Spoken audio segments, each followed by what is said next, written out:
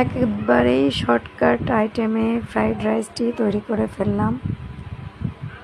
আগে থেকে বলে নিচ্ছি, আমার গলার অবস্থা খুব বেশি ভালো না।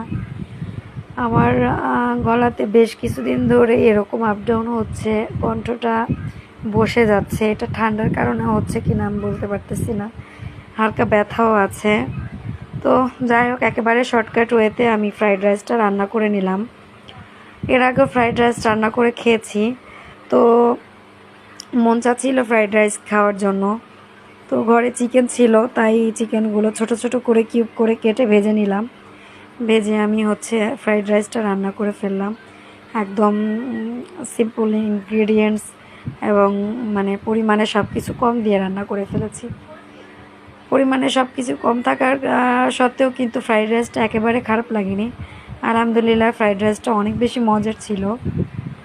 সাথে কিছু চিকেন বলও আমি রেডি করে নিয়েছিলাম, সেটা আমি ভিডিও করি নাই আর কি।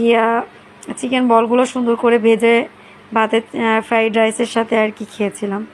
আলহামদুলিল্লাহ, খেতে খারাপ লাগে না, ভালো লেগেছে।